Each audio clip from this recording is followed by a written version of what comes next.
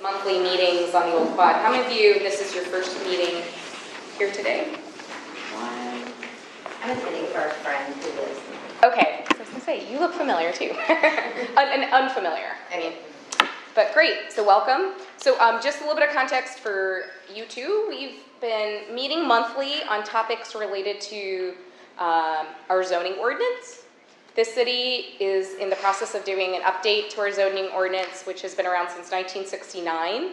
And so as part of that, you know, over the years, we know that the Old Quad has had like just, say, without the use of the word historic, just like consistent concerns over things. And there's an opportunity to create an Old Quad overlay as part of our zoning ordinance that may address some of the concerns that have kind of just been consistent issues that have come up over the years. And so back in June, we kind of talked about the zoning ordinance process, talked about, hey, got just a big, like, what are the issues that are of concern to you? These are the things that we've been hearing over the years.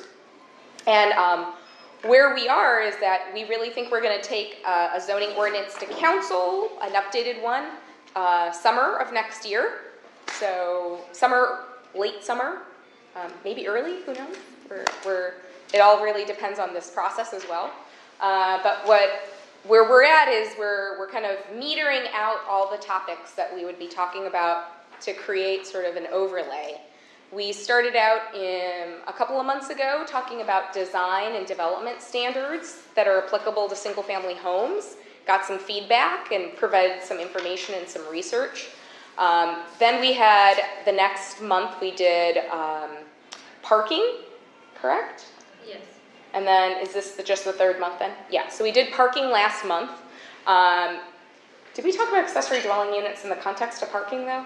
Right? And then also in the context of the development and design. So actually we now have a website that's not completely updated because it's missing doing some audio files that we've been recording these meetings. Is this recording?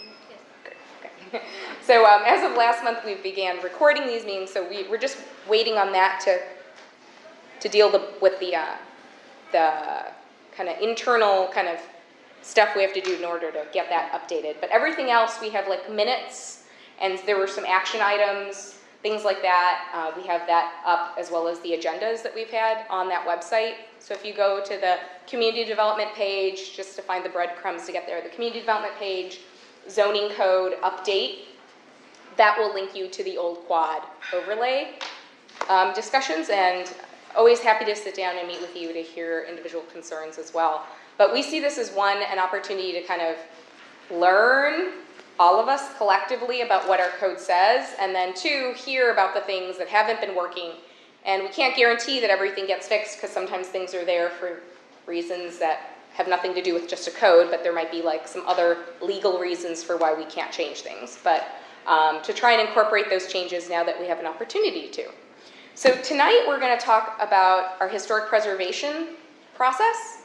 And the reason why we're talking about this is because back in June, when we talked, we listened to people. Yes? Quick question. So is it now been too late? Because I think I just found out about this whole not at all. In terms of you're saying concerns regarding... No, we're still in this process of getting information out to you and hearing back from you. Yeah, the last two discussions are ones that I would have actually been on. So should I just call you then? Yeah, so a part of it is we're going to have another meeting on December 2nd, I think it is. That's our next meeting, and that's on a topic that probably lots of people care about. It's on boarding houses, whatever you want to call it, high-density housing. You know, there are a lot of names for this concern that the neighborhood has. So we're going to probably do like a very quick run through. Probably not, actually. We probably need that whole meeting to, is it time yet? Yeah. But we can talk offline. You can also look at that. Always happy to talk offline. Okay. But this is not, you have not missed the opportunity to give your input. Yes, Judy? Are the prayer meetings, including tonight, online somewhere? Yes. Not tonight's meeting, but all the prior ones are. Okay, because I highly recommend anyone who wants to talk to you to watch those first, because a lot of issues were already brought up. Listen to them. We don't have a video. But yeah. Yeah. But Yeah, so today, why are we talking about historic preservation?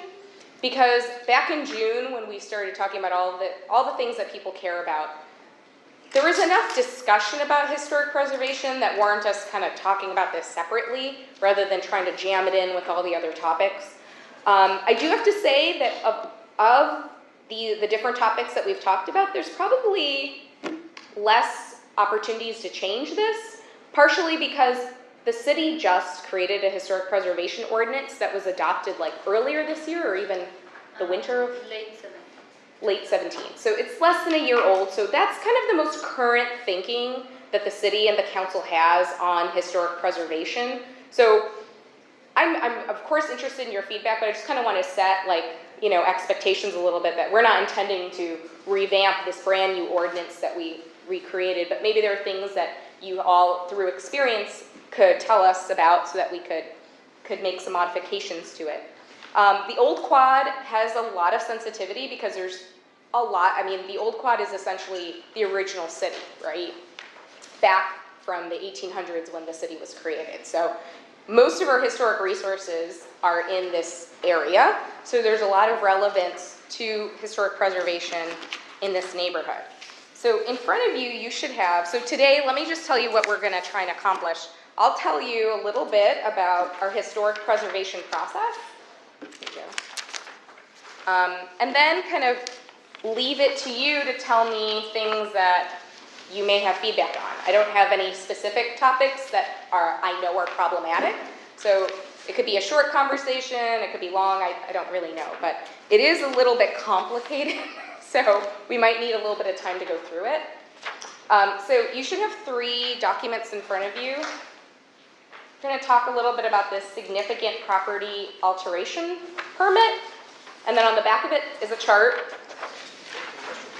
The restrooms, if you go down this hallway to the left. And then we're going to reference the Secretary of Standards for Rehabilitation. And then we've got our historic preservation ordinance here. If we could all start with this document, which is the chart.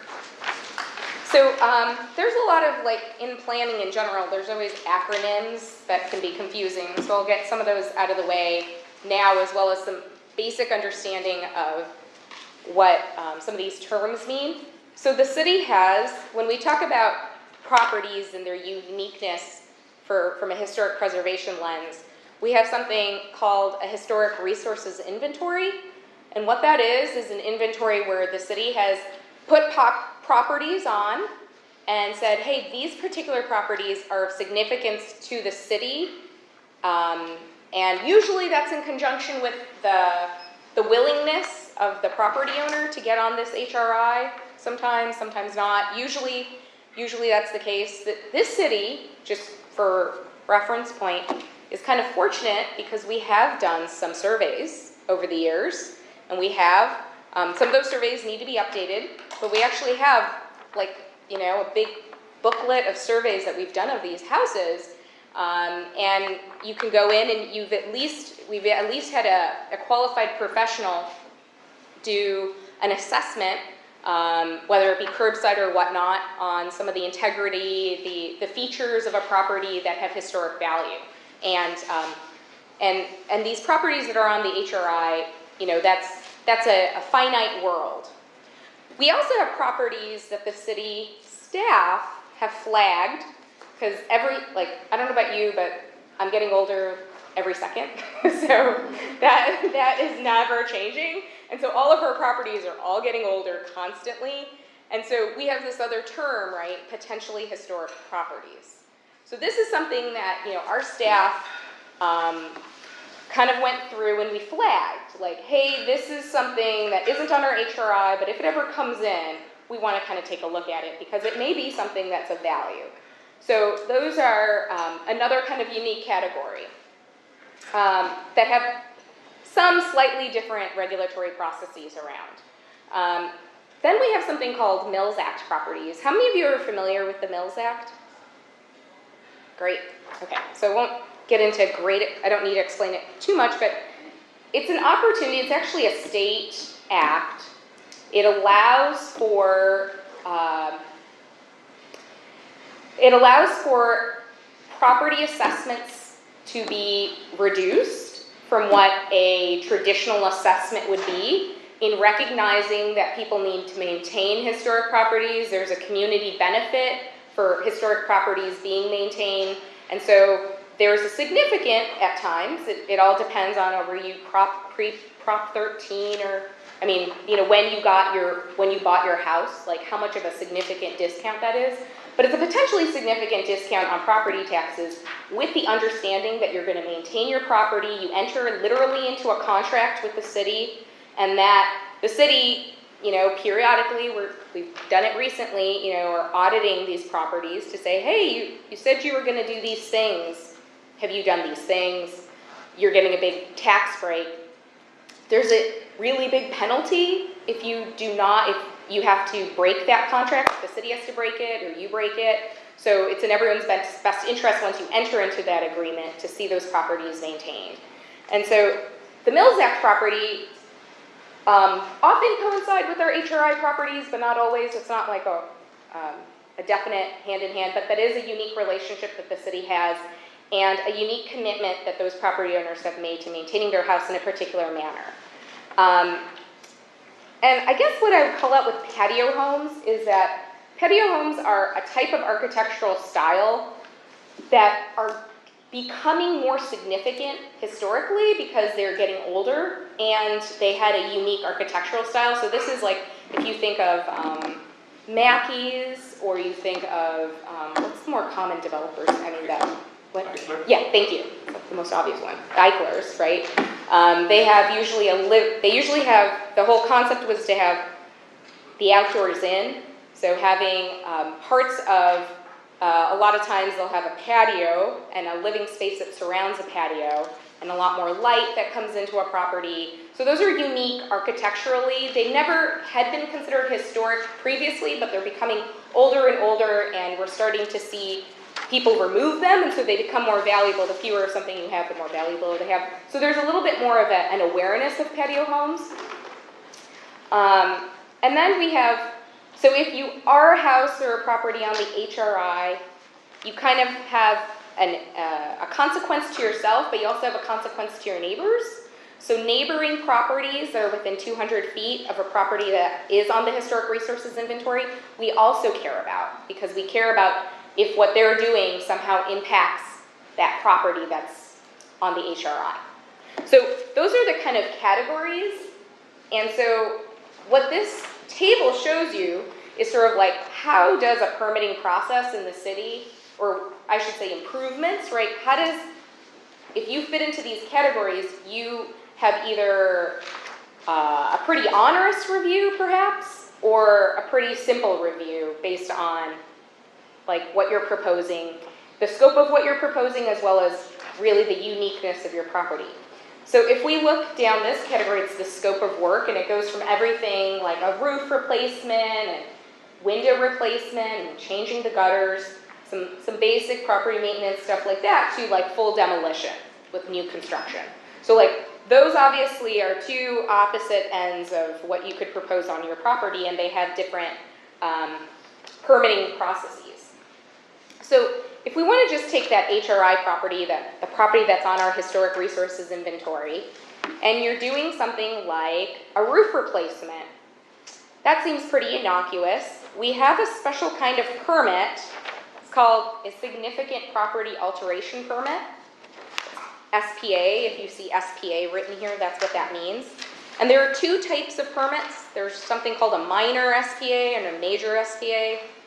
A minor SPA is a smaller cost and will usually be done whenever you see anything over the counter, OTC, once again an acronym that isn't really explained here.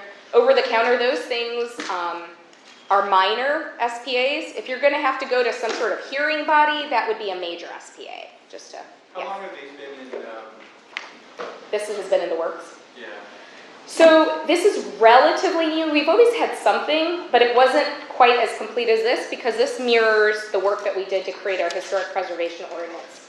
So we've always had some sort of processes, but we didn't have a major and a minor SPA, for instance. Sherwood was quite a while ago, we didn't have. Yeah. I think it's up to the story. Yeah. So, so yeah, if we look at, right, an HRI property, so in that case, you need to file this thing called an SPA permit. It's an over-the-counter permit. The cost isn't minor for some. It's $532, right? And that is a review where you can get that over the counter. Someone will look at it, make sure that you're doing it, you're not like proposing something totally out of character. You're not putting in vinyl windows when you have wood windows, that kind of thing. And you would get your over-the-counter permit. Now, if you're an HRI property and you have some interior changes, the city would also do an over-the-counter permit for you there, decks or some sort of ground floor expansions for things that didn't, because here we have a cap on 3 bedrooms. Once you always get into a 4th bedroom, you always require a permit that goes to a public hearing here. So that doesn't change if you're a historic property. You still would get an over-the-counter review for a potential expansion. But if you're proposing 4 stories or you're proposing a 2nd-story addition, or we do look at these things, the reason why we look at them is because we generally think it can be accommodated over the counter, but say someone's proposing an addition and it's totally changing the facade, that's why we're trying to catch it. We're trying to make sure that it's going to be appropriately done, and yes. Is the SBA permit in addition to the other permits you're required to do any sort of remodel or work? Yeah, And yeah. it's an additional $500? It is an additional $500. Yeah, the city should probably consider a lower permit to encourage people to come in with especially for minor permits. Yeah, that's a good Kind of- suggestion. it's an unnecessary use. That's a good suggestion. It does take extra work. I mean, I'm just saying we're trying to cover costs, but I understand where you're coming from. We can put that in as a suggestion, of course. It's also- But it's also a step we wouldn't do otherwise, so we're trying to cover. I know. I Probably understand. encourage people to get reviews, you should have Right. reviews for Right. you replace reviews. So if we go down to the ground floor expansion, right? So that's when, if you're gonna get propose a 4th bedroom or more, or a 2nd-story addition, those things kind of trump a public hearing anywhere you are in the city. So same thing for a historic property, but in addition to going to our architectural review committee, you would also go to our Historic Landmarks Commission, and then to our architectural review. And our Historic Landmarks Commission, they make recommendations to whatever approval body that is. Same thing, substantial window replacement or over 50% of the windows being replaced is an SPA permit. And that is, CDD actually means Community Development Director. That's essentially like an over-the-counter approval. It should be like CDD, OTC. But it is something that we want our Landmarks Commission to weigh in on. Full demolition, of course. I should say, full demolition would be a Historic Landmarks Commission and an architectural review. These properties are deemed like important to the city. So if someone was proposing to demolish it, it would also probably require CEQA review, California Environmental Quality Act review, and it probably would be considered some sort of significant impact. That's why a lot of the times we'll see properties offered up for relocation or whatnot as a way for them to kind of diminish the impact that they're making. Those are still significant impacts when you kind of remove a property, demo a property. So there's some built-in protections for these properties that are on this inventory, even from an environmental review regulatory standpoint. And so for an ADU, so that would be an over-the-counter review, however, for the SPA permit, but they would also want to send that to the Historic Landmarks Commission. And what we look at when we're looking for compatibility are essentially these very, let's say, loose philosophical standards that are really important, though. They're our Secretary of Interior standards, and they say things that maybe, if you aren't familiar with historic properties, maybe seem not as conventional of thinking, but the point is that we're trying to protect the property, how it was built in the period, and the craftsmanship that was built at that point in time that it was deemed historic. And so a lot of times if you didn't really work on historic properties, you'd think, okay, so if there's a historic property and they're doing an addition, then that addition should look just like that historic property. But what the Secretary of Interior Standards is going to tell us is, actually, we want to differentiate those time periods. We want to show the original house, and we want something that's not going to be overwhelming or incompatible, but we don't want it to look like it was built in that time period. We don't really, these standards don't try and support the faux build out of like an addition or whatnot. We want it to be compatible, but we want it to also show the fact that it was built in a different time and a different era. And it could just be like the type of materials that are used, or even the length of the siding, those things that differentiate itself.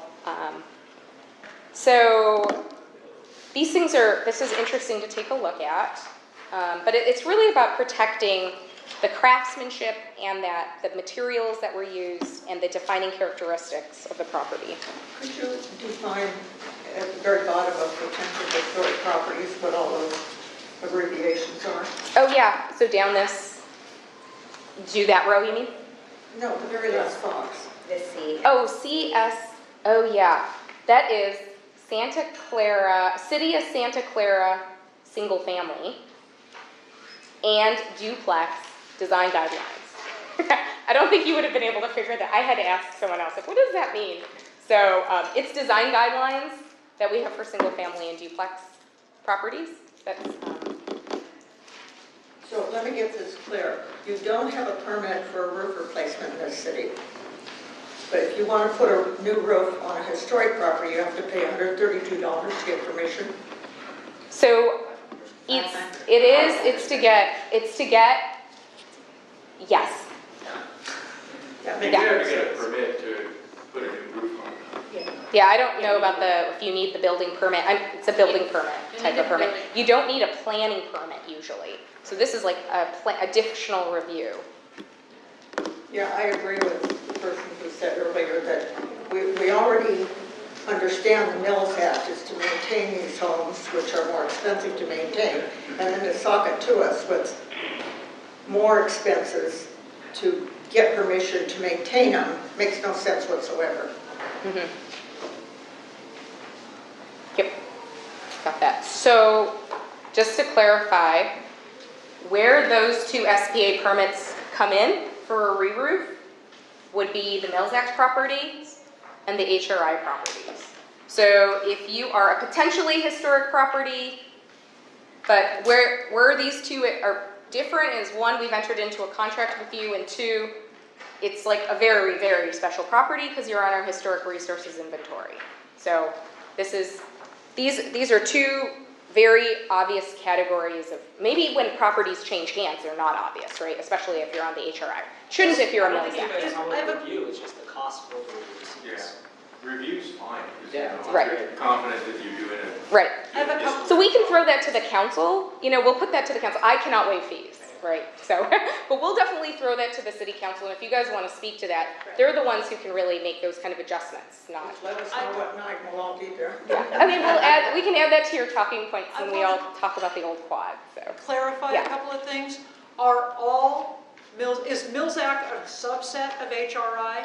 Or are there properties that could be Mills Act and not HRI? Yeah, so there definitely can be properties on the HRI that are not Mills Act. Absolutely. Yeah. Right. It's like a I do superset. not know if we have Mills Act properties that are not HRI, because I have seen Mills Act contracts come before me for review, and one of the things we always want them to do is become then on the HRI. Yeah. It's almost like getting on the Mills Act. Right. It kind of comes hand in hand where you're on the HRI. Okay, and how many homes in the old quad are on the HRI, and how many homes in Santa Clara are on the HRI? I don't know the first, but I don't know the first number. Okay.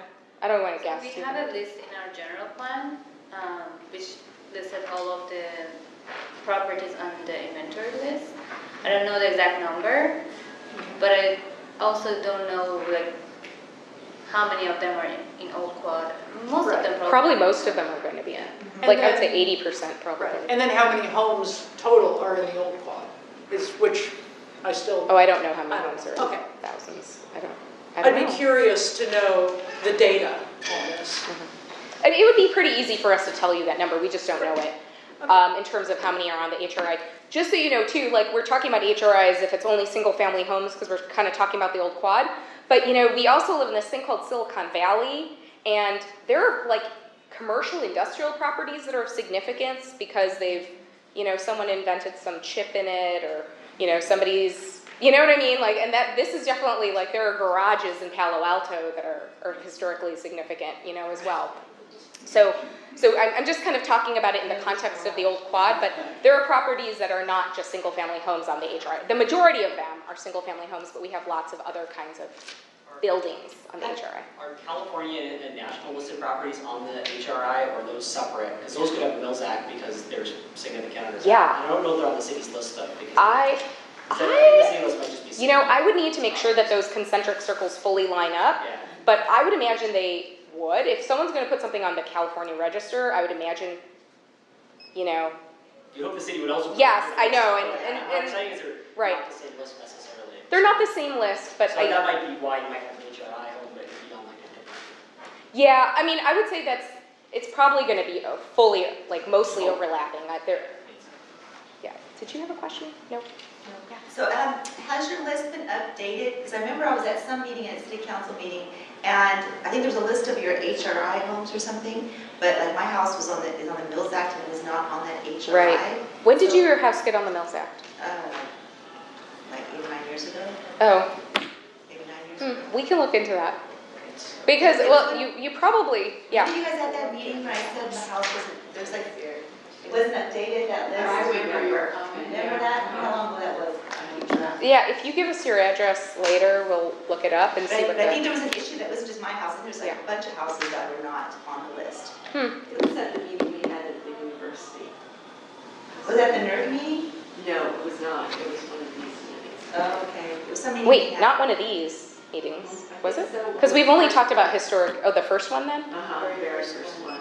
And I Okay. think it became obvious that that list was very much out of date, or it was just not kept up. The general plan list is not updated, but when you come to the counter, we usually just look at the time mark in our system and find out if it's a Mills Act or if it's listed on the HRR list recently or not. But general plan list needs to be updated. Yeah, I mean, our general plan, every time we change it, we have to take it to city council to show the text amendments. So I could see how that's out of date. I can't believe it's 9 years out of date, but I would feel like I don't think that that's necessarily the right place to be looking for where the accurate HRI is.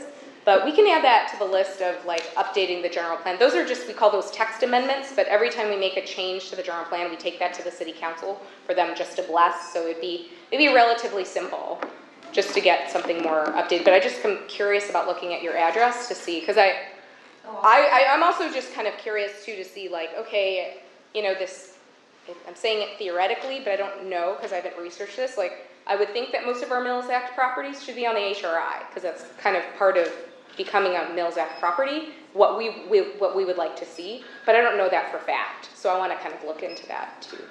Is the HRI the same as the general plan? Those are two different documents. Those are different documents. It's just our general plan when we updated it. 2010 was when we last updated it. We took a list of all the properties then, and so we know it's accurate from 2010, or actually it could be 2008. It got published in 2010.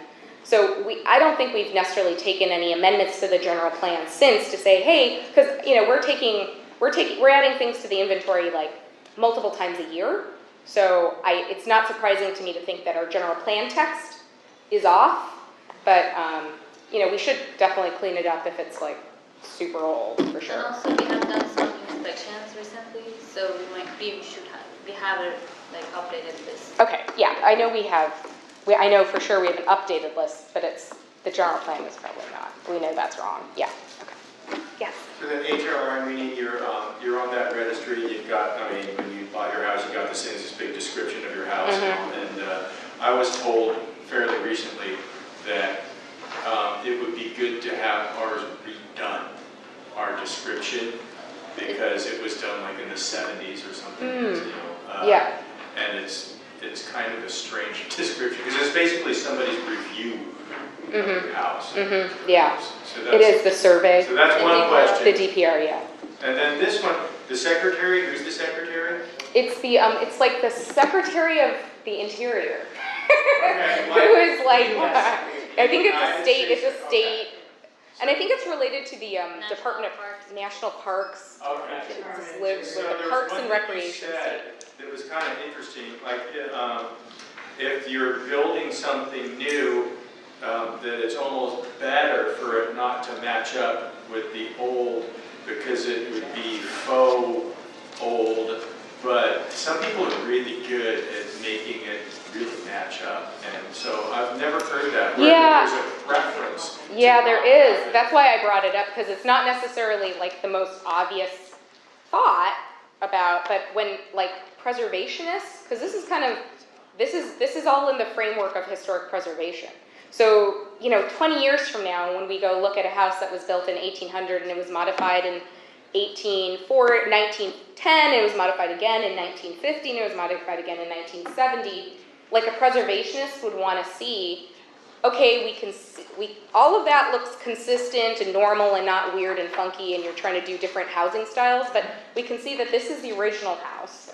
We can see that this was built in 1910. We can see that this was added on, and, you know, it's all from sort of a preservation lens. So it can look consistent. It doesn't need to look like it's totally different. It could be very minor.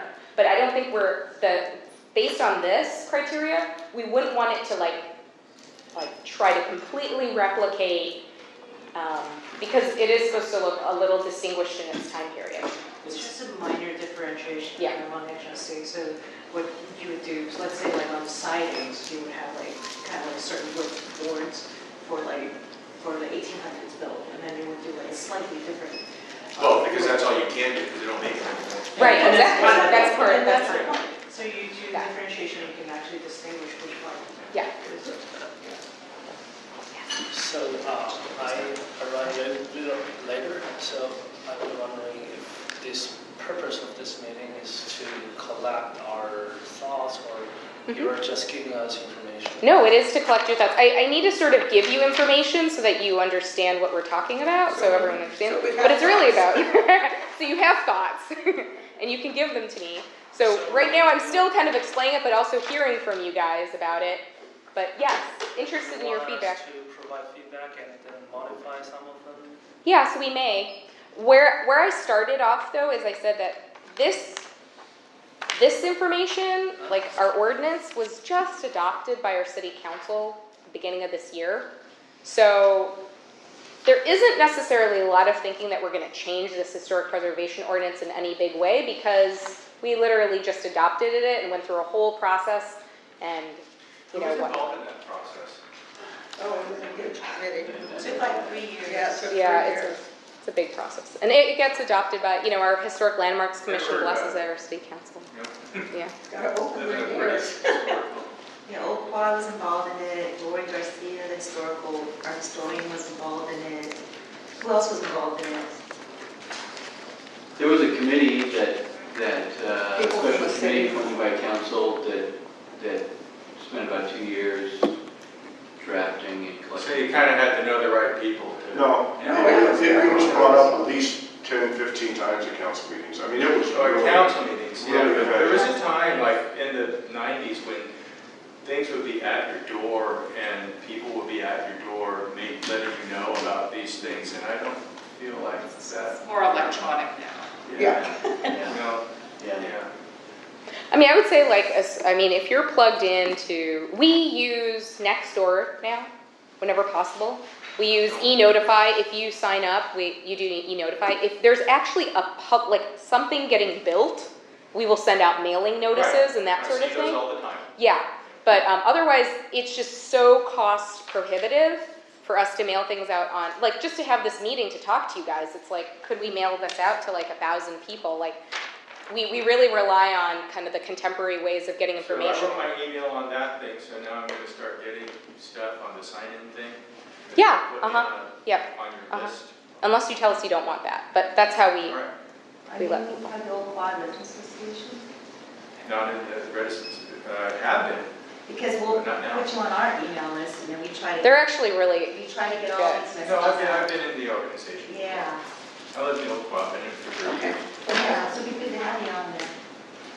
yeah, I mean, it's just a matter of using the resources and the, yeah. I don't think I could ever commit to knocking on people's doors anymore. It's like, I just So, can't. what's the difference between? What? What's the difference between this meeting and other series of meetings? Yeah, so the other meetings were on other topics. So we talked about parking, the last meeting. We talked about design and development standards in the meeting before. We're gonna have another meeting December 3rd or 2nd. It's a Monday, the first Monday of December, sorry. 40 houses. But designing is development standards, the only way to give our input now would be to just talk to you. No, if you wanna come to one of these other meetings, like next, like, so we committed in the first meeting that there were things we needed to come back to this group on. Okay. So we'll come back around, but I think we're not gonna just come back around on development, we'll probably come back around on everything. So And just have like a follow-up read on that. the minutes of what's happened. Yeah, and then like, I think after December's meeting, that's the last one we have on the books, we'll find another few to kind of come back. I know that the meeting in December, we're not gonna solve all our problems, so we'll probably have to come back and talk about those things. And so I think we're committed to meeting with you guys at least through probably February. And then hopefully we're wrapping things up and, you know, in the summer we can take something forward that most people are happy with. But you've not missed out on the other topics. Yes, Judy? I want to sort of change the topic a little bit. What about these infill properties in the Old Quad that get approved and don't look like they belong here? And can we do something about that? Is there any influence that can be made that they should, even though they're going to be new, that they should have some sort of historic character to make this a more uniform? Well, you mean like kind of a faux? You know, I don't think we're approving apartment houses anymore, so that's sort of off the table. But, you know, some of the homes are very, like in the patio homes. Now, some of those patio homes go before architectural review. They're going to be changed and made to look like a 50s track house. And there already are standards for the patio homes, but they're ignored. And, you know, and now we have some standards via the ordinance. Well, I mean, this is an opportunity. It only applies to what's already historic. So when we talked about the development standards, our meeting a couple meetings ago, so it wasn't parking, it was the one before.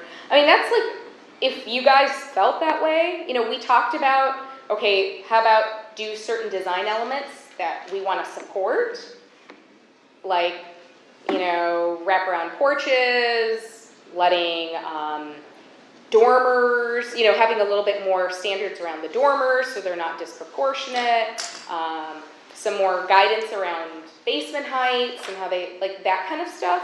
But if it's sort of about, hey, we in the Old Quad like a particular architectural style, that's really important to us. And the trick though, Judy, might be getting, you know, a consensus around that. Because I think people feel very mixed about things like that. Some people want to have, and I think if you're a historic property, you are kind of tied to that historic lens. But if you're not, you know, I think we rely on our single family design guidelines, but we don't have like another Old Quad lens, right? But this is, if you guys wanted to propose something like that, that's not something I'm proposing, but if you guys, if I hear a lot of people wanting something like that, like it, you know, a palette or something, I mean, An you overlay. are, what? Sort of an overlay. Well, it could be a part of this. You know, this is kind of probably the time to think about that. I just don't know. What I'm saying is I think you probably should talk to your neighbors about that because I don't know if everybody would be in support of that or not. Well, Yeah. these are some of my neighbors. Right, exactly. I'd So I don't like know, feedback from other people here. because that's what I'm hearing is you're saying like the type of architecture that's proposed, Well, you'd yeah, like I it to mean, kind of you go be into more. Willow Glen, you go into Los Gatos, you don't see 2 or 3 beautiful historic homes and then a 50s house. Actually, you do. Well, you don't see them to the extent we have them. Yeah, no, I mean, I'm just saying, because I did a lot of processing of things, and San Jose has far fewer restrictions, and like, a lot of things can get built there without a lot of oversight, even places like Willow Glen. I think that there might be a lot of peer pressure in Willow Glen, where people want to match a certain style or whatnot, but if you go down a block, you'll see big modern homes too that are like blown up, but I'm just saying that. But, I mean, if you guys want to talk about that, you know, that's something that, you know, it's sort of like when we started this conversation about the overlay, that's where that tug is like, how much do you guys want to hem in your community versus give guidance versus, you know, I mean, and that's a perfect suggestion, and if people want to respond to that. You can't match existing homes, it's against the current zoning, right? So let's say somebody let's say somebody wanted to build some sort of thing that fits into the Victorian, you can't build that peak roof or anything, right? So that. Well, that's true too, that's true, like there are certain things like related to height and stuff. Do you mean like the actual development Yeah, standards? the development standards, right? Yeah, there are some People development might want standards. that. I don't know exactly which ones, but probably some around height that you couldn't build today, the same exact structure, perhaps. Yeah. Some That of might be that stuff more is common. like- Maybe people like to match and they can't. I don't Yeah, know. that's a possibility.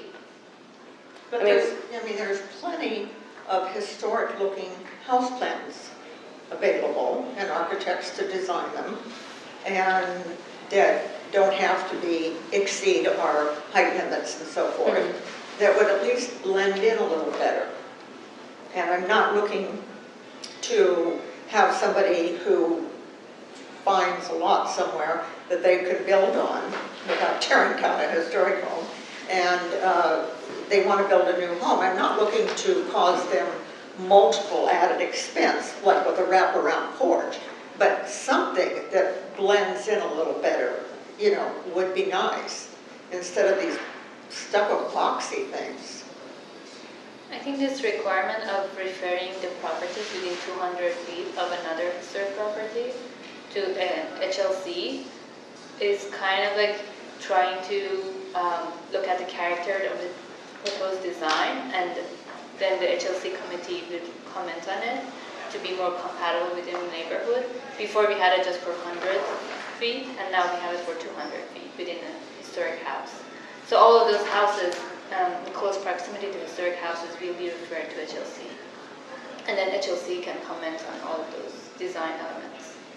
Yeah, so that's a good point, Ella, that, you know, we haven't really talked about this last category here, right? That category of, if you live near a property on the HRI, but you're not on the part of the HRI, you still have potentially some additional kind of review based on. It seems like this would be doing a pretty good job without a lot of extra added restriction.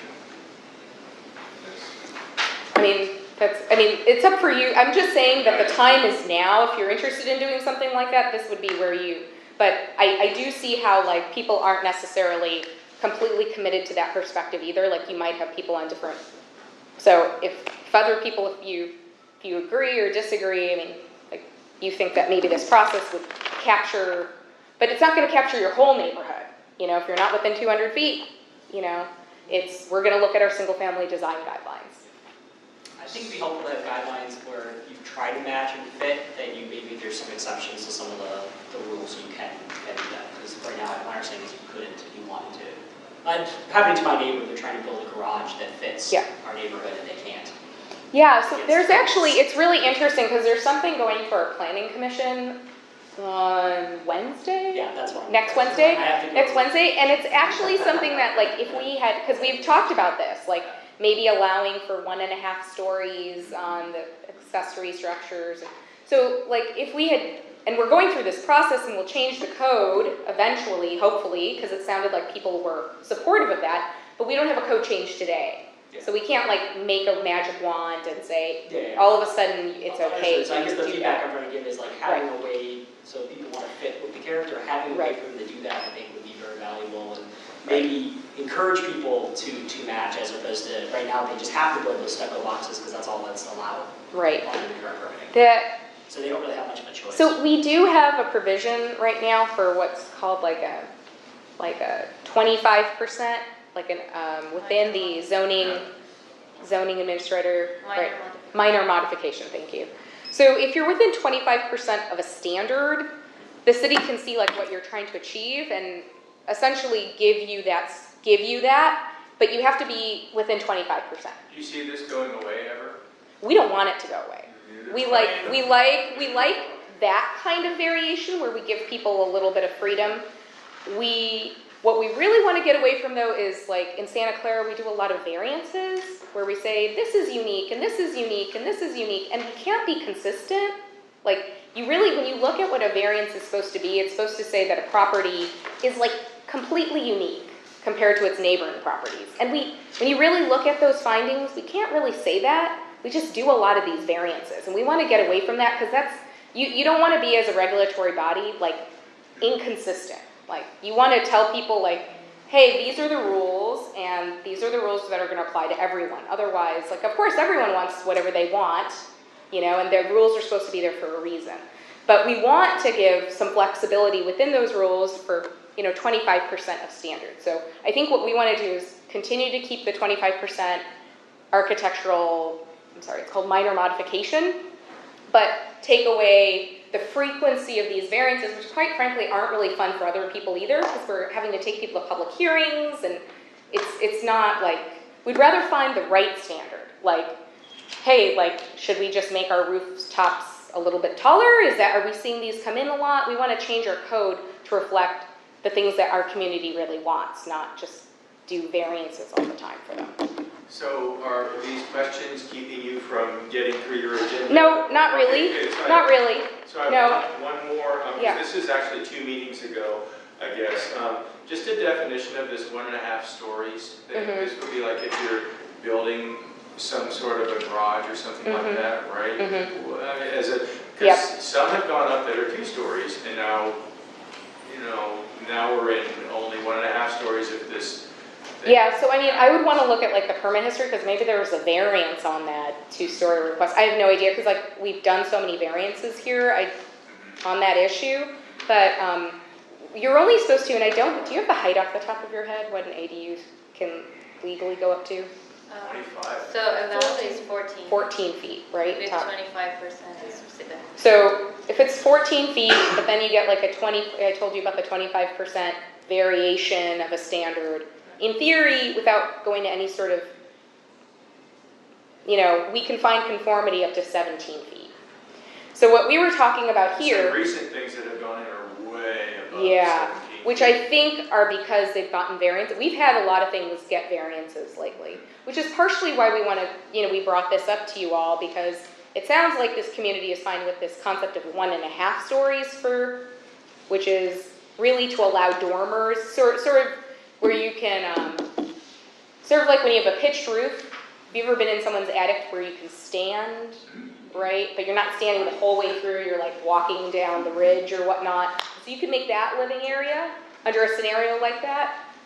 So that's that would explain what the 1.5 story, but do you know what that height is then? What we would get it to? Do you know? In the future, Yeah, if we did the 1.5 story. we haven't decided exactly. Yeah, we talked about that in the meeting, and maybe it's in our notes of what the proposal could be. One of the problems with the height is that people are building 3 feet from the property line instead of 5 feet back or so.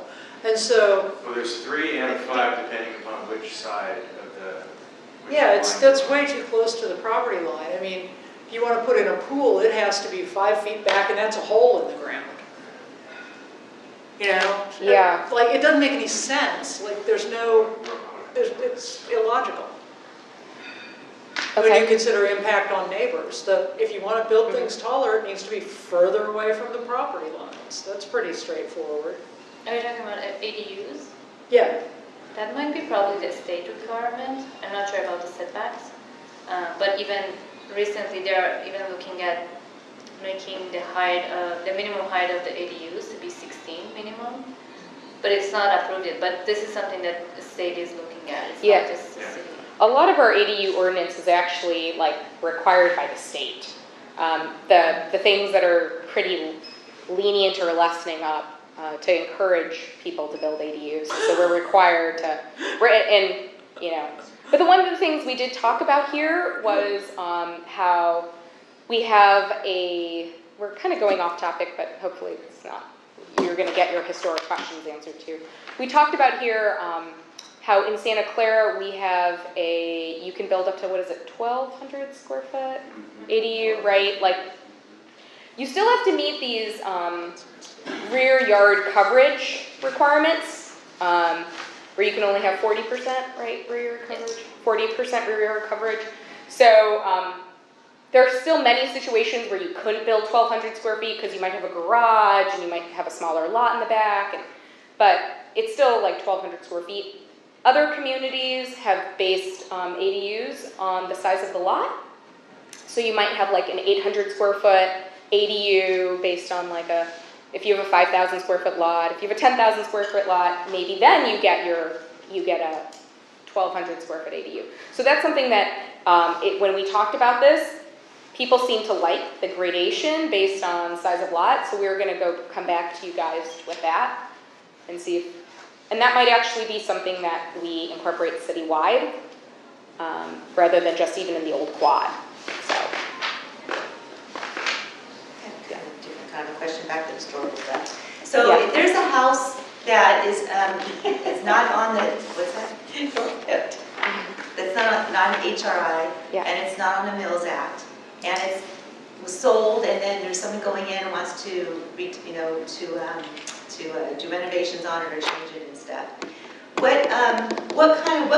What could make it so that house could be on an HRI or, well, not Mills Act, because Mills Act comes from the owner wanting to initiate that. Right. But so if you got this house that, if it doesn't fit in, so if it wasn't already established, then somebody can come in and they can demolish it, and they can do all these things because it's not an HRI. So a couple things, like we still have flagged properties that aren't on the HRI, these potentially historic properties, where city staff have spent some time kind of surveying, but not like extensive surveying, but just like, hey, this could be based on the year of the home and sort of where we've seen it from a driveway run. This is a potential historic. So you could probably do a lot with a property that's potentially historic, but you wouldn't be able to propose demolition without us really taking a look at it.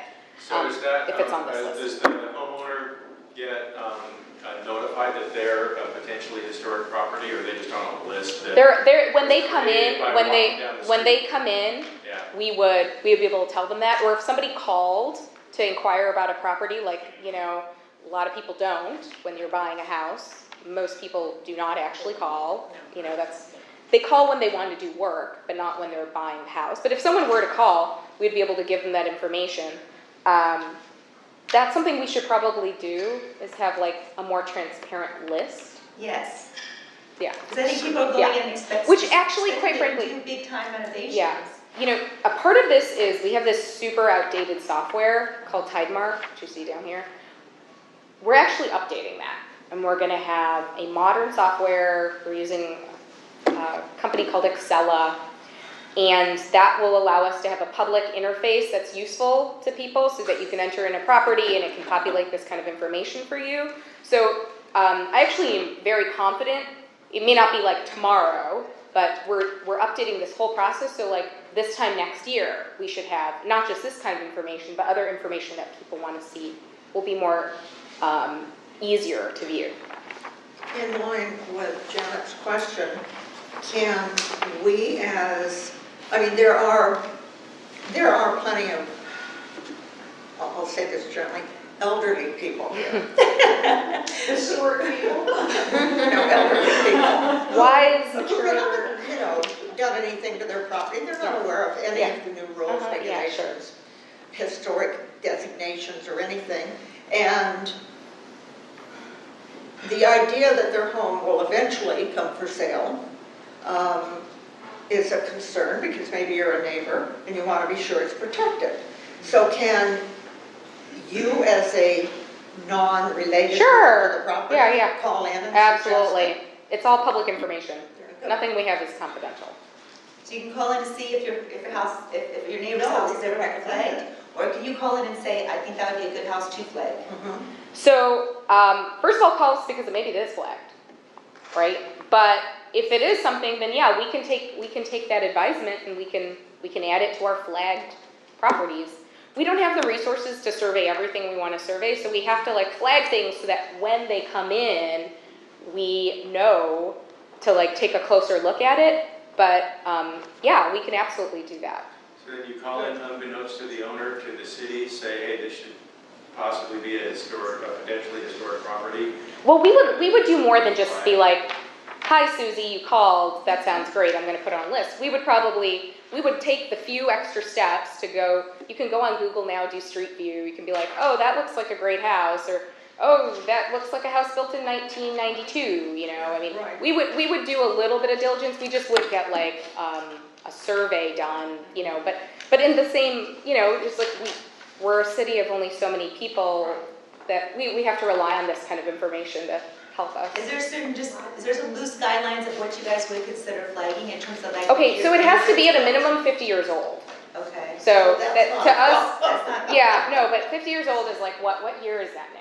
So that's, 1968. right. I know, like I said, time keeps moving Yeah. on. I don't even think of something, like a lot of Yeah. things built in the 60s are not really that appealing to me.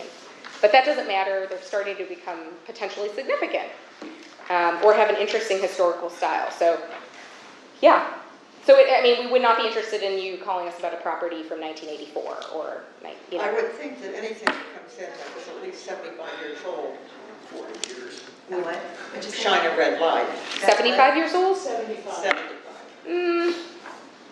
I don't know, because that would be anything post-war, right? Like, things that were built in the 40s and 50s, and I mean, not necessarily. because a lot of times I know there's homes built in the 20s, even earlier, that someone wants to come and develop, and then right away say, well, they're not on the historical registry, or they're not in HRI or whatever, so that's ignored. So Right, so I mean, what this allows us to do, right, it doesn't mean that this property gets on the HRI. It just means that when we're looking at stuff, we take a closer look, and that if they are proposing full demolition, then they need to go through this SPA permit and go to HLC and that's really what we're really protecting. We may lose some of the, like, maybe they'll do an addition you don't like, but at least we get the structure, you know? So it doesn't give you all the preservation powers that, like, being on the HRI does, but, I have a question Yeah. about adjustments to the HRI to accommodate the people that live there. Yeah, The last reasonable time this accommodations. came up, Mhm. there was a 53 pages of ordinance to the cute police that I mentioned. And one of the requirements was that if you needed accessibility, you had to put it round back. And I was so horribly offended by the idea that someone could not use their own front door in their home if they were on wheels was stunning to me. well, we have The the city would process, even it's suggest- called a reasonable accommodation, and it's so- provided by, like, a building code, and we would still look at it. I mean, obviously, we want to see, like, what are your options? But I don't think we would force people to do things that are, it's called reasonable, like, we would ask Right, people to do if things it's that are their reasonable. home and they want to stay in their home Right. and need accessibility equipment to do that, you know, I think the city should bend over backwards to help make that happen, not Mhm. hinder it. Yeah, we do have a process for Good. looking Okay, at things good. differently. Good. But, you know, 'Cause that's you do important. have to demonstrate that. I think people usually will submit like a doctor's note or something Yeah, like you that. don't That'll want to be see like- someone put No, out of their course. home because their Yeah. mobility is challenged. I personally haven't processed any of those, but I've seen them come through. Yeah, good. Did you have anyone over here? Here? Yes, ma'am? I just have a question about how HLC works. In regard It gets ignored.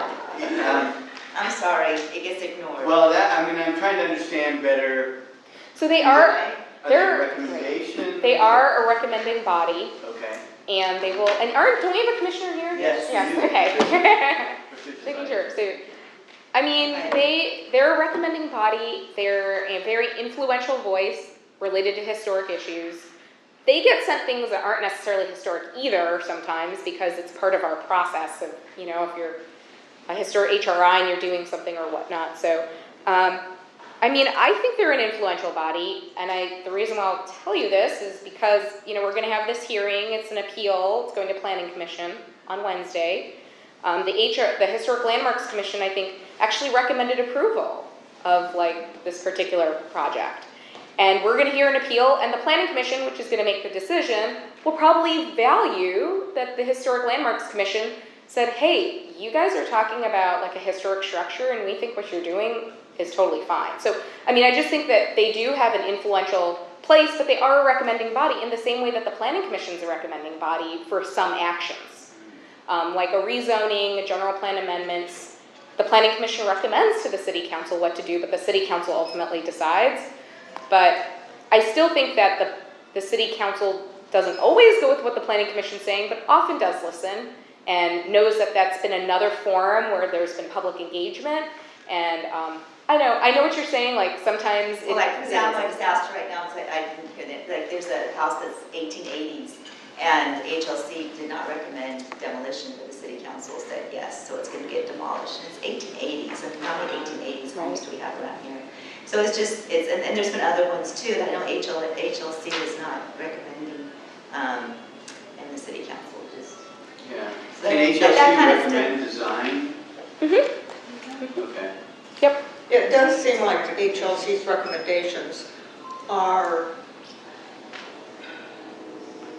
and even planning commission's recommendations, which are a step above, so to speak, listening to, but sometimes, frequently, both of them are ignored, and council just does what they want to do. And that doesn't feel good to any of us, especially the commissioners who spend their So you valuable time guys on do vote. You can pick the people in city council, right? You can tell them like, hey, listen to the HLC more, listen to the planning commission more. Yeah, they but I understand what you're saying. The only other thing that I can share in terms of just perspective, it's not like it's my opinion, right? Is the planning commission, they really focus on land use, right? And then the Historic Landmarks Commission really focuses on historic preservation. They have like their missions. And then the city council is like doing everything. So they're trying to balance economic development with, you know, other considerations, the stadium, the whatever, but they're elected officials, and they're supposed to be responsive to all of you. So you should definitely talk to them, because they in theory will listen to you more than the appointed individuals would, in theory, right? Because you guys are electing them, so. Tell them you want to hear more from, you want the commissions to listen to them. Do you guys have other questions on this, Mark? Just one more question about HLC, because I know one of the big things, or one of the, we've heard it a little bit here, like how do you become a historic property, or how do you get on the potentially historic list? So, I mean, I wonder if there needs to be a more formal process for HLC to designate properties as historic and worthy of. Oh, well, I mean, I actually don't know. Ella, do you know if like our Historic Landmarks Commission actually in and of themselves just nominate properties for them, like by themselves? So Yeah. as a commission, Okay, so- follow the property owner's wishes usually. Right. They ask to be listed. Right. And then we make a recommendation of That's the true. city council. For HRI, yeah. Yeah. So designation of the property may be initiated by 3 ways, the owner or HLC or city council. So I mean, it's just something that I think historically we don't like to be in conflict with the property owner if the property owner doesn't want to be on the HRI. Sure. Yeah. But the HLC and the city council and the property owner can initiate putting something on the HRI. a lot of people don't want to be on it because they think you're going to force them to spend a lot of money doing things they don't want to do. Or pay $500 for a permit. Right. So Yeah, this, that the way. potential historic properties list that Yeah. we've been talking about, I mean, it seems a bit in conflict with what we've just talked about. That if there's a homeowner that doesn't want to be on the list, it hasn't been. Right, well, then you don't get on the HRI. Right, but if you go forward because you need to apply for a permit for something, am I misunderstanding that? Well, then you really don't have any other, we're not taking you through some other process. Someone, when you come to the counter, a planner will come and be like, that looks good, or you're proposing demolition, uh-oh, we have a problem. That would be like the only time where The only this time is the SPA. is really when you're proposing demolition. And if That's you, when or if we- you want to get onto the Right. HRI, that's it. Right. And we probably, like, these are all opportunities for us to talk to people too. It's like, oh, you have a really great looking property that's historic, maybe you want to be part of the Mills Act, maybe you want to be on, and these are times where we have conversations too. Do you have this resource on the city's website? Because I don't think I've ever seen this. This is a nice chart. It would be great to put up there.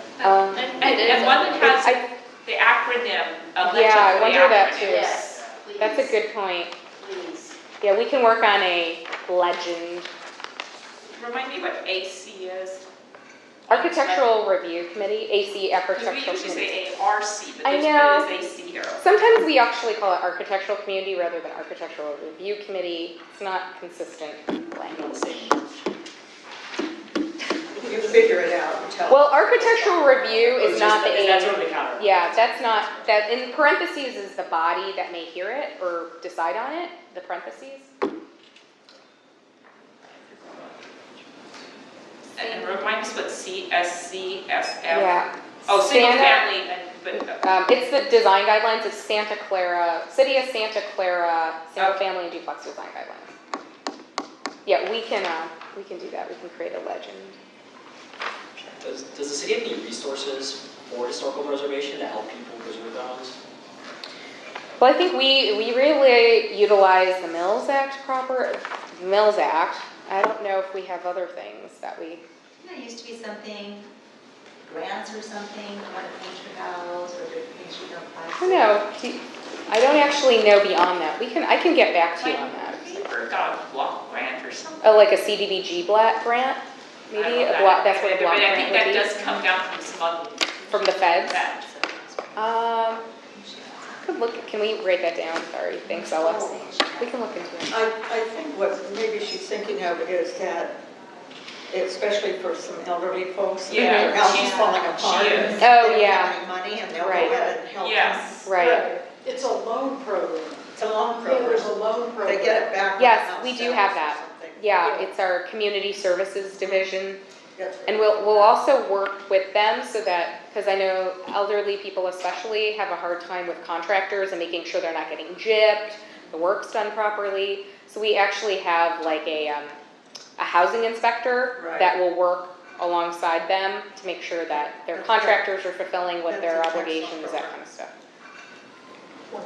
What is that entity called? Well, it's under our Neighborhood Services Program. I don't know the name of the program. Neighborhood services? Yeah, if you go under community development and you look up housing and neighborhood services, it should tell you their service. And I don't know, unfortunately, I don't know the name of the program. By the way, are there lots in the quad for houses to be moved on to? Ah, What?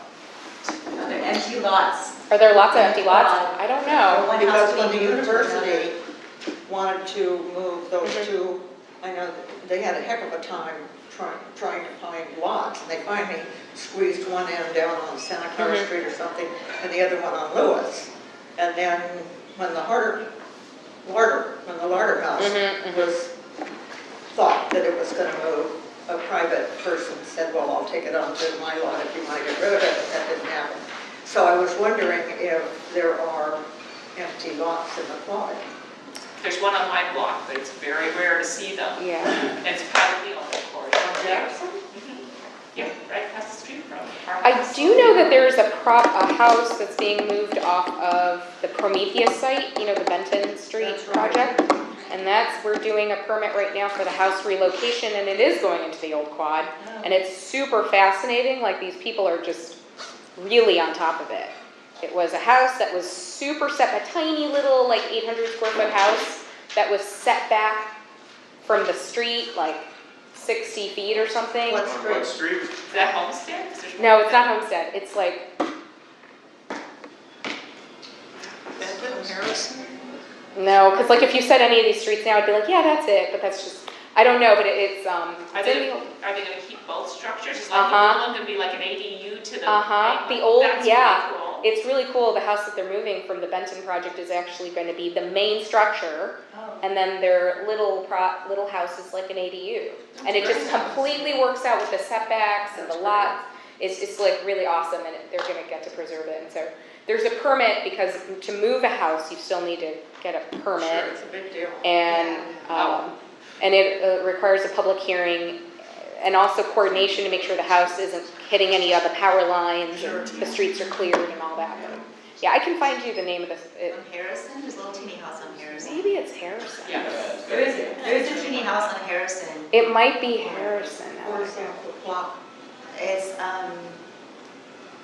the one that's next door to, her house was once on, it's a big two-story house that we used to be on, they used to be on the home tour. There's a little house next door to them, that's it.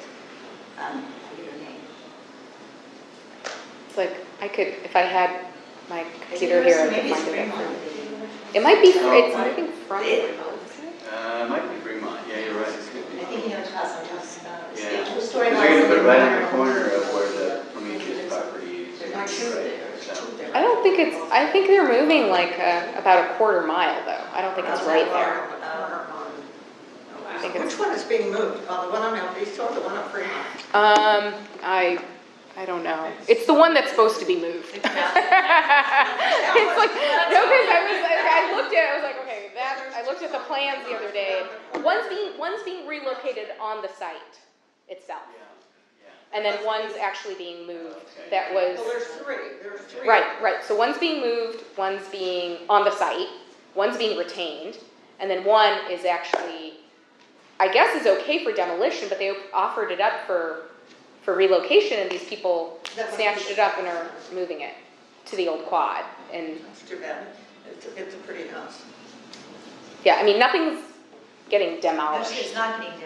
Other than the houses, the single-family houses are not being demoed. Okay. We have the project manager right here. She could tell you all about Which it. one's being moved? Yeah.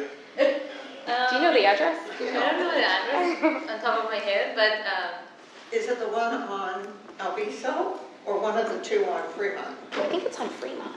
I think it's on Fremont because they're keeping the one along Benton and they're moving one along Benton close to the river. Yeah, I think it's on Fremont now that I think of Because there's two on Fremont next door to each other, Victorians, I believe. And there's a Craftsman on El Viso. I can check that for you then. Okay, kind of off topic, go ahead. it. Yeah, it's interesting. Can we So, see that on the city website? what? Are we able to go through, I mean, I'm a little behind on the iterations of the Benton Street project.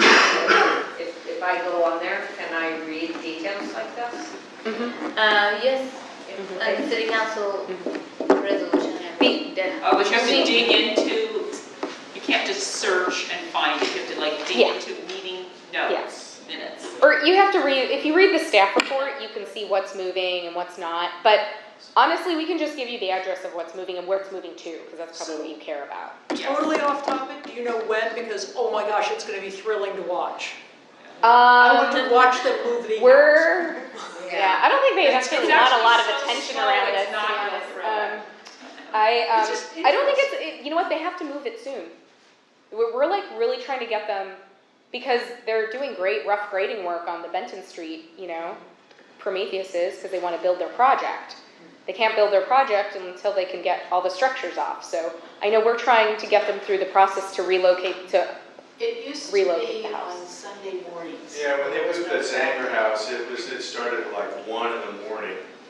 And, What is this? The Zanger house, it's there on Madison now. What started at 1 in the morning? The move. The move. At the house. Oh, yes, it's gonna be in like the dead of night. Yeah. It has to be off. That's even better. We moved our house years ago, but it had to be off the street by 6 in the morning. Right. Mm-hmm. But the Jesuit residents moved a short distance, and they did that in the day, and people were invited to come. Watch. So they're moving 645 Benton. Okay. Oh, Benton. Do you know where they're moving it to? I can check that out. Did you say 645? 645. Yes. Okay. I have a question about the special preservation ordinance, actually. It says in here that homes listed on the HRI have to be maintained, there's like, they require new maintenance. How does the city enforce that? If it's not a Mills Act, in Mills Act you have the big stick of the like 20% valuation and they cancel a contract. I think it's harder for us to enforce that because what if you let a property like on the HRI, It says specifically against like neglect, Yeah. demolition via neglect is a Yeah, lot of things, yeah, but and what that would be is, like, that's a super high bar, you know, it's like a property could get to a pretty awful state before we probably did something like this, because that would be pretty much the findings that we would have to make for demolition, and we would have to then, because every time we do, like, if you take a property off the Historic Resources Inventory, we have to kind of back that up from California for Environmental Quality Act standards. So that's where, you'd probably have to get to that point for us to be able to say, hey, you are pretty much demoing this property because of how you've But if neglected that it. happens, what's the penalty? Because like, I know Janet was concerned about this house from the 1800s at Belleville Park. Right, it wasn't on the HRI, but I could imagine if someone has a house on the HRI they don't want, Right. could they? I mean, I think the city could take actions like do a lien on the property. I think we could do, They call it demolition because of neglect. Yeah, it's even in the ordinance, it says that's not allowed. yeah, but that's because we wouldn't support demolition, right? Sure. So if you're keeping your property to, which, you know, quite frankly, sometimes we're concerned about this. Sometimes developers do this. They get a property and they do nothing to it, and then all of a sudden it's not worth much. Correct. Right, so that's like for us to be aware of, that you can actually have a demolition by neglect as well, and we're watching out for that. It's just, we probably don't have as much teeth to say, you know what, you really should have re-roofed your house, you know, it's on the HRI. It's a very high bar for us to probably, you know, be able to enforce on. We still have code enforcement that if you're creating a nuisance or you're creating blight, you know, we still do have code enforcement, and we can cite, and if there are any violations to building code or safety, but just on like aesthetics alone, it would be a pretty high bar for You us. even have trouble with safety. I mean, there's a house down the street from me that is so badly neglected. And I've actually called code enforcement before, but I don't think they've ever done anything about it. And it's an elderly man that lives there. I don't even know, he's got electricity, he's got a lot of his windows boarded up, the roof is falling in, it's all overgrown. You don't even know there's a house, you know what I'm talking about, right? And so I'm so surprised the city hasn't maybe gone in and tried to help him with grants and things to fix it up or something. But it's like I think it's probably the worst house in all of Santa Clara. But you can't, a lot of the code enforcement people have gone out to these homes, and they won't even come to the door and talk to them, so they can't get permission to get help. It's on the corner of Winchester and Market. So I have we can look it up. I imagine if you're literally saying it's like the worst house in all of Santa Clara, I can imagine that we've probably done something, and I can probably talk about, I mean, it's not like we publish it, though. There might be things that we've done. Yeah. And I'm just surprised, but you have to actually go look behind the bush to see if there's a house behind it, behind the shrubs. If you just drive by it, you'll miss it. Well, if you give us the address, we can look up. I would just be curious to see what we've done on it. The corner of Winchester and Market. What corner? Northwest, northeast? If there's a bush, would we see it? It's the southwest corner.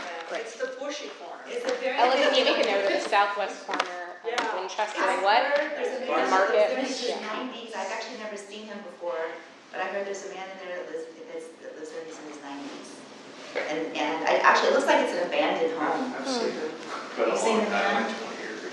Yeah. But I've talked to one before, and he says they go out, sometimes they go out 3-4 times, and people won't come to the door, or they won't allow them to give help. There's nothing they can do. They got property rights problems. So you want input then on this? Well, I mean, if you guys have something, if you have anything else to add, Other please. than cost, that's probably. Yeah, I know, we definitely got that.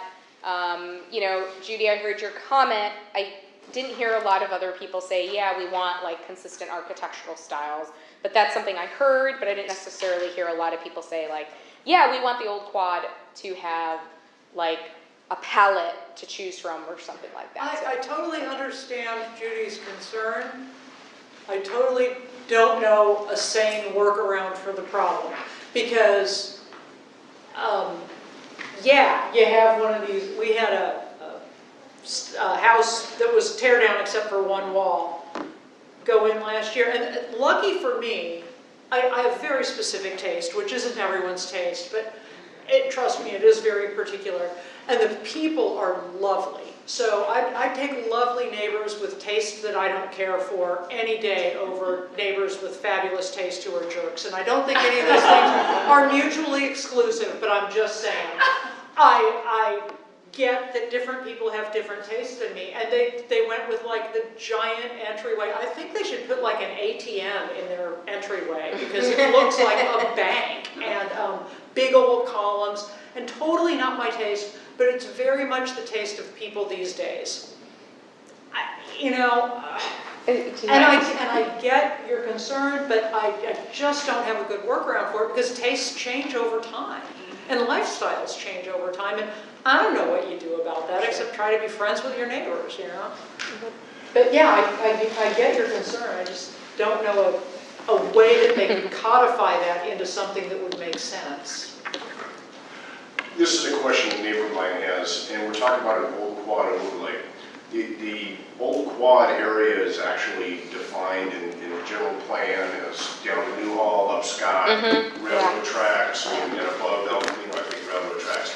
So if this goes forward, and the planning department, and the planning department says, hey, we're going to suggest an old quad overlay, will it be this whole area? Yeah, no, so probably not.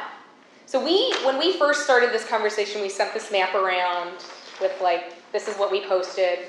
And then, we got feedback from people who were like, how you describe the old quad as having separated streets, having the university interface, having street trees, having a grid street. Like, this is actually our map from the old quad because this is the original city. This is the original part of the city. Parts of this area got subdivided over time and rebuilt, more like in the last 30, 40 years or so. And so don't necessarily have that historic character, don't necessarily have grid streets, some of them have cul-de-sacs. So we will come back to you guys and kind of present to you where we think, because some of it is when we start talking about the, it's not necessarily a physical description when we talk about boarding houses though, or, it's the interface with the university. So that's kind of where I think we need to get a sense of what are all the issues that we're tackling here, and where does it make sense for us to draw this? Maybe it does make sense for us to keep it here, this line. Maybe we want to revisit it and draw the line for the overlay. You guys can still call yourself the Old Quad neighborhood, but where are these specific criteria going to apply?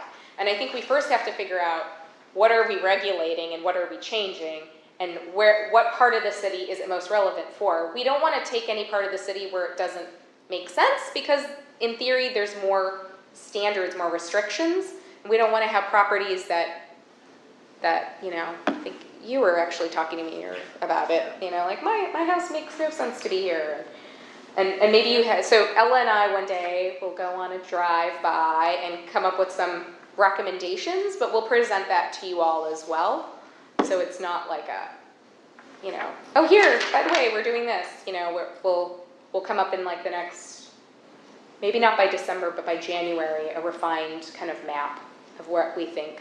And maybe it is this, maybe it's this, and if you have an opinion, please share it with us now. Like, not literally at this moment, but like, as we all are about to leave. But like, yeah. I've looked at the big map down at the city many times, and the big map is pretty overwhelming. Yeah. Could you post that online so that we know? Yeah, can we put this on the boundaries website? We'll put it where we're putting all of this stuff. Okay. And we should put a note that says, boundaries subject to change for the overlay. Boundaries of the overlay subject to change with the adoption of the overlay. So kind of clarification for me, this is in existence right now? Yes. This is not a part of the overlay? Nope. Yeah. And so an overlay, all these meetings have happened, it's going to happen, or? Well, it sounded like these previous meetings, people liked the idea of having an overlay. They liked having some more design standards. They liked having some of these things that have come up in AC, some of the things related to height, some of the stuff. These meetings, so far. Yeah, and before we go to. This is pretty good. This gets a lot of. Yeah, but this is just for historic, right? Yeah. So, there's some other things, and then when we talk about, and we're, I'm not going to say that we can solve all our problems, but the university interface is definitely unique to the Old Quad. I mean, you don't have other, I mean, I guess there's Mission College, but that's not a residential area that it's by, right? I was just So that laying out more has some restrictions. more, That's all. yeah. That's, Well, Actually, those restrictions are not even, they're not even enforced. right, that's not a There's not residential that- There's not campus. that many restrictions, really. all right. Well, have a good evening, y'all. Thank you. Yeah.